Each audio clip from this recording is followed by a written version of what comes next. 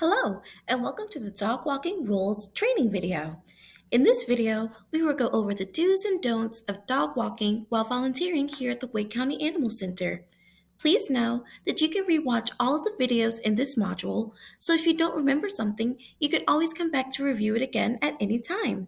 If you have any questions on the things that we discussed in this and future videos, please always feel free to reach out to the volunteer coordinator. Now let's get started. To kick things off, dog walking shifts are available every day from 8:30 a.m. to 7 p.m. The only exception is on major holidays. Dog walking will be from 7 a.m. until the kennel tenants finish cleaning. Once they are done, everyone in the building must leave. Usually, this is around 11 to 12 p.m. When coming in for a volunteering shift, please always check the bulletin boards or check in with the volunteer coordinator for any updates pertaining to volunteering. After you're all done checking the board for updates, you can start grabbing your supplies for dog walking. Now let's see what we should grab. This is a quick list of the dog walking supplies that you need to grab before you start your shift. The first thing is a badge with the kennel key, an apron, treats, dry erase marker, poop bags, and lastly, a leash with a carabiner.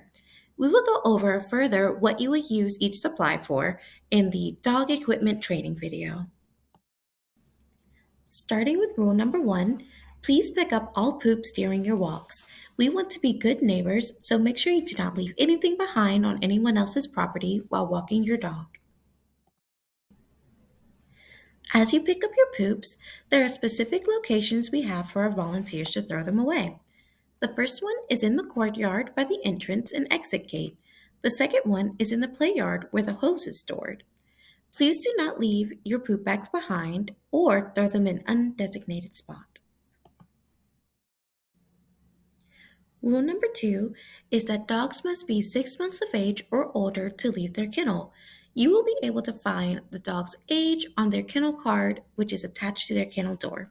If you have any questions or need help finding it, please reach out to the volunteer coordinator or a kennel attendant to help you find it. Rule number 3 is dogs must be available for adoption and finish their 8-day hold in order to leave their kennel. Here's how you can tell if a dog is eligible to go outside. On their kennel card, you will see their date and shelter on the left-hand side. In this image, I have it highlighted in green. 8 days after that date, the dog will be eligible to go outside. The date highlighted in orange is the date available. This means the dog is off their stray hold and can be adopted. We have a 3-day stray hold date for adoptions just in case an owner is looking for their missing pet. We want to give them a chance to come into the shelter and find them before we adopt them out to someone new. The 8-day stray hold is the vet team's holding requirement before we take them outside. We use this time to see if any dog has an illness before letting them go outside and getting a chance to spread it. If they are in good health, we let them go outside on their 8th day. Rule number 4, absolutely do not let any dogs meet, not on leash nor in the play yard. We do this as a safety requirement. Just in case something happens, we don't want our dogs to get into a fight or pick up an illness from another dog. Rule number 5, you must have at least 10 hours of dog walking on record before being able to walk dogs with a blue sticker or pending adoptions. We have our blue sticker letter guide to help identify dogs that may have slight behavior problems. The guide is posted in the lounge, but you can also find it on the back of your volunteer badge so you can see it on the go. When approaching a dog kennel, these stickers can be found on their kennel jacket with letters on them. Here's what each letter means. C, difficult to collar. D, DoorDasher. H, humpy. J, jumpy. M, mouthy. P, pulls on walks. R, reactive. Reactive means a dog that barks and lunges for people, other dogs, other animals, or cars while on a leash. If you believe a dog needs a blue sticker, please fill out a blue behavior sheet in the lounge. We will go over this more in another video.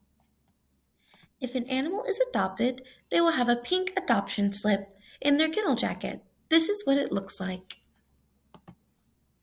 Just as a quick side note, if you are interested in walking a blue sticker dog but are unsure of how many hours you have in a specific activity, you can easily find it in Better Impact. Simply log into Better Impact and go to the Hours tab located at the top of the page. If you have trouble finding this, please feel free to reach out to the volunteer coordinator to help you out. Rule number 6. Please record all enrichment on the dog's kennel jacket. Using a dry erase marker provided by us, please write the date and time you gave enrichment to the dog. The left side is used for in-kennel enrichment like cuddling, and the right side is used for dog walking and potty breaks. Please be sure to write the date and time that you provided enrichment. In the case of multiple outings or cuddling sessions in the same day, just write the time under the previous one. If it's a new day, you can erase the old times and start over. Rule number 7. Please do not write any comments, concerns, notes, or anything else on the kennel cards or kennel jackets. Every animal at the center should have a personality card. If you notice a specific behavior about that animal that will help the adopter know more about them, you can feel free to check off the boxes on there. If it is a behavioral concern, please do not write it under the comment section on the personality card. Instead, please fill out the blue behavior slip in the volunteer lounge.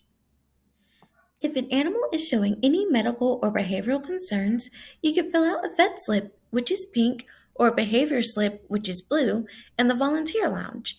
Any red flag behaviors or severe medical concerns should be reported to staff directly. When you finish filling out a slip, you can clip it on the filled out clip for either the vet team or myself to grab. Please be sure to record all behavior and medical concerns in a timely fashion. Please do not assume it'll get better or that you'll get an animal in trouble or euthanized for speaking up.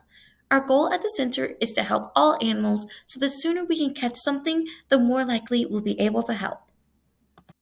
But what options do we have for animals having a hard time on the adoption floor? We have 5 options for our animals that are having trouble on the adoption floor. The first one is putting up a bad day sign in their kennel. Sometimes they're just having a rough time, so we put a sign up for visitors and other guests to let them know, hey, I just need some time to warm up to my new environment, and they can check back with me later if they're still interested in seeing them. The second option is moving the animal off of the adoption floor to get some TLC and extra enrichment from the staff while in the back rooms.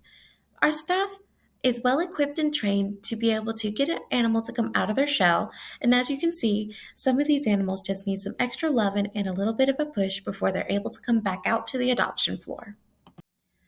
Our third option is to promote them to our fosters. Our fosters are also volunteers that volunteer their home and their time to get an animal out of their shell in a calmer environment. If you are interested in being a foster, that is part of another program offered here at the shelter. Please reach out to the volunteer coordinator to learn more. Our fourth option is to promote them to our rescue partners. Our rescue partners help get out our more challenging animals. Rescues are nonprofits that have more time and resources to help provide the direct one on one care an animal may need. We like to be transparent with our volunteers and let them know that the last option is euthanasia.